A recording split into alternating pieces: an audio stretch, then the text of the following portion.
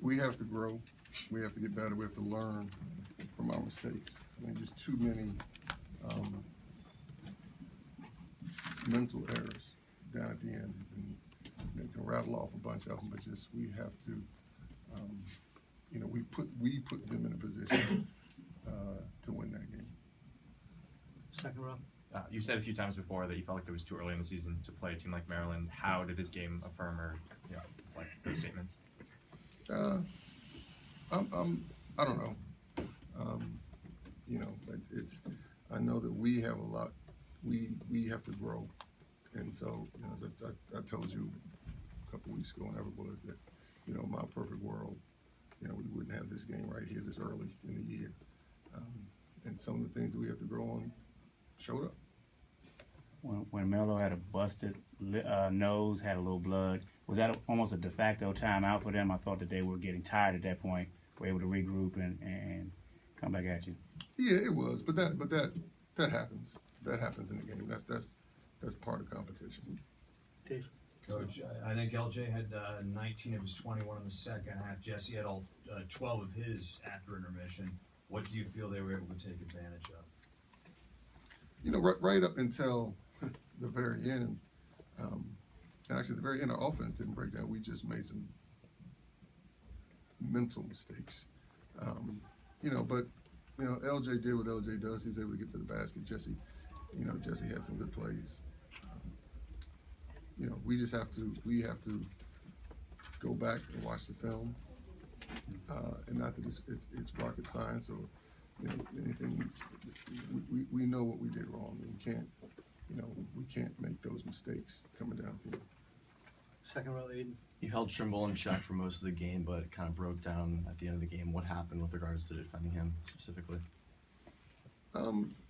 He's an outstanding player, and so it's not like there's a breakdown. He's going to have success. He's very good, and they put him in those situations. They put the ball in his hands, and he did what good players do. He made plays. Given how they played against American, were you shocked that their guards were able to handle your press for most of the game as well as they did? No, those guys are good. And I think I said it yesterday that our press is not like we're going to turn everyone over all the time. I think it did wear on them a little bit, and so the different things you want to get out of it's not always just steals. Just what effect can it have? Devontae, third row. Coach, after a game like this, what do you tell your team? What I just said.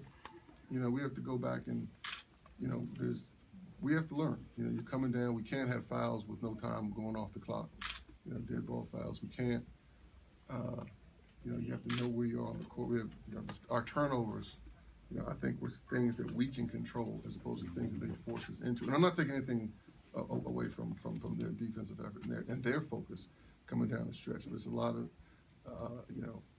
if it's hard sitting here to come up with to find something positive. But I think we played well for long stretches, and at the end we have a lot of things we can learn from.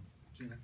Isaac, when coach says you got to learn and grow, what does that mean to you specifically applied to this game?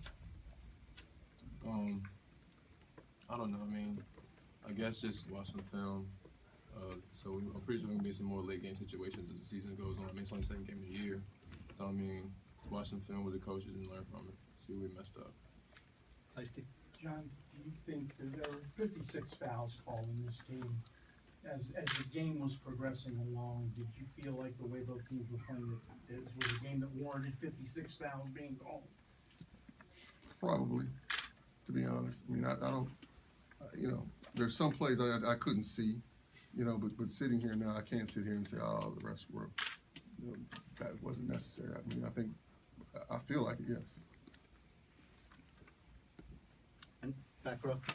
Terry Cook, College News Digest. This is for Isaac. Had a pretty rough second half shooting the ball. Was there anything Maryland did specifically to shut you down, or was it just a matter of shots not falling?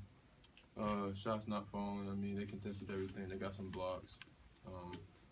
They played hard, so it wasn't like I was just taking crazy shots. I think they contested them, and it affected me, I guess.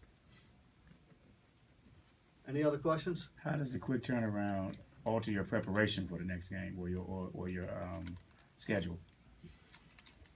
you know, it's going to be rough, you know, because it's this game, because, but, you know, we have to do two things in the next, 48 hours.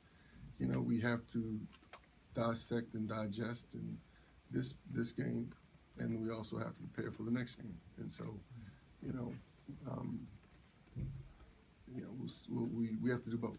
We have to do both. In one regard, you can say, oh, it's good, you don't have to dwell on it, but we got to learn from it. Heisty. John, we did ask Mark this, but I know you were on the wrong side of the outcomes of both these games, but when you look back at them both, the idea of maybe keeping this thing going, and, I mean, what's your feeling on it? I mean, it's just great basketball for fans, and, I mean, you saw what the reaction were for both games last year and this year.